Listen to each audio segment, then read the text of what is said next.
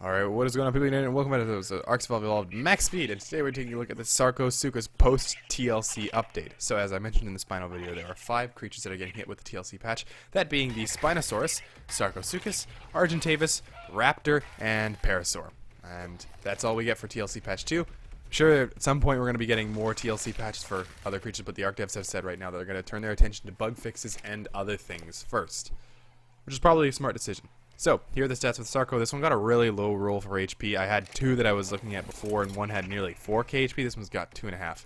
So, part of the update for the Sarcosuchus introduced a lot of new functionality. They didn't directly change any of the stats for it. However, they did add a lot of different things that it can do. The first of which being the death roll. The death roll works on land or in water, but it doesn't pick up very big things. So, for example, I think the biggest thing that I tested it on that you're able to pick up is the Listro.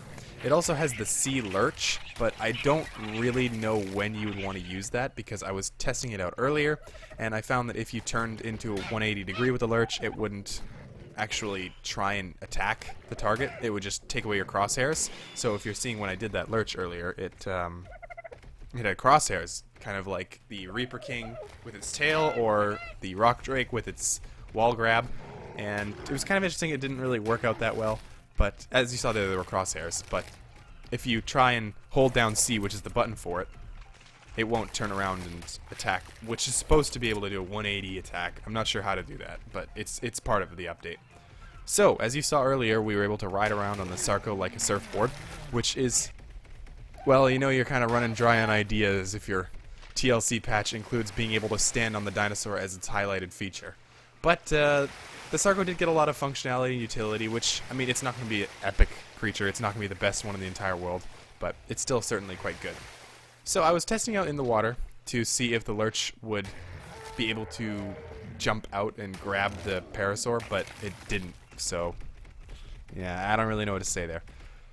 Otherwise, I think that the Sarco is pretty interesting. It's very fast in the water. It's insanely quick.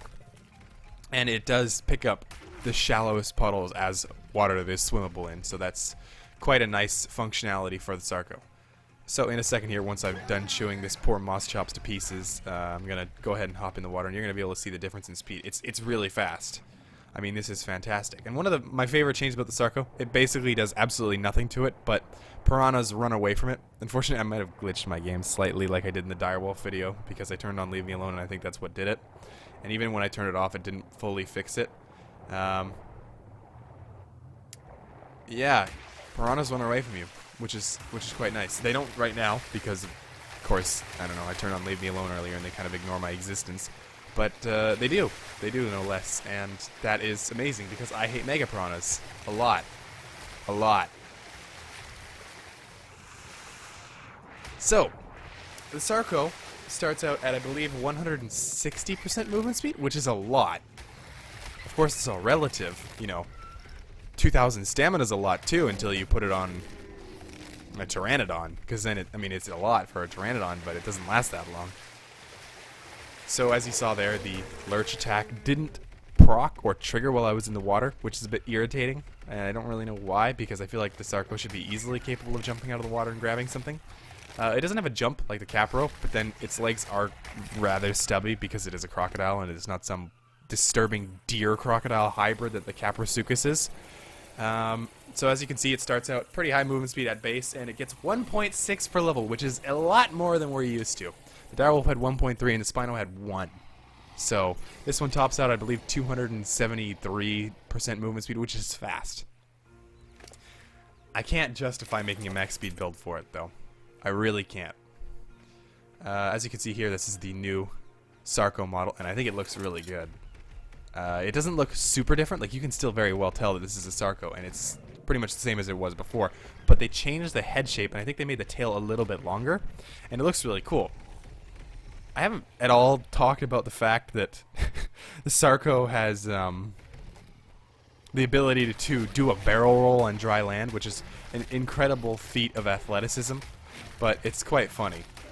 So, even with 465% movement speed, we have absolutely no difference being made to that trike when we're attacking it. It doesn't do anything, I mean, or melee damage, not movement speed, I should say.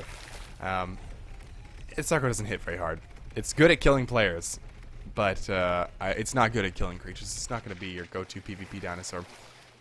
So, if you're like me and you're looking at it in the water and going, that's pretty quick, but I don't think it's very much faster than before, well, there's a reason for that. I'm going to go ahead and spawn it in a second Sarco here, because, of course, we're going to be testing it and comparing it between the maximum movement speed and the baseline movement speed. And, there's a difference on land. There's a big difference on land. But, oh man. I figured that for sure, because the Sarco lacks an oxygen stat, movement speed would affect its movement speed in the water, but it's not the case. I really hate to say it, but it is not the case. So as you can see here, the Sarco on land is incapable of keeping up with us at all, but as soon as we hit the water, we can't shake it. 1.6% movement speed over 71 levels, and there is absolutely zero difference whatsoever in its movement speed in the water. But there is a huge difference on land, so if you want to make a max speed Sarco, that's up to you. I would not recommend it. I think that this points are much better spent elsewhere. But that's all I really have to say about it. If you have any more suggestions for max speed, you can leave them in the comments. Whichever one gets most upvotes will be in the next video. And thank you all so much for watching, and we'll see you in the next episode of whatever we make. Do the stupid wave character. Thanks for watching. Peace.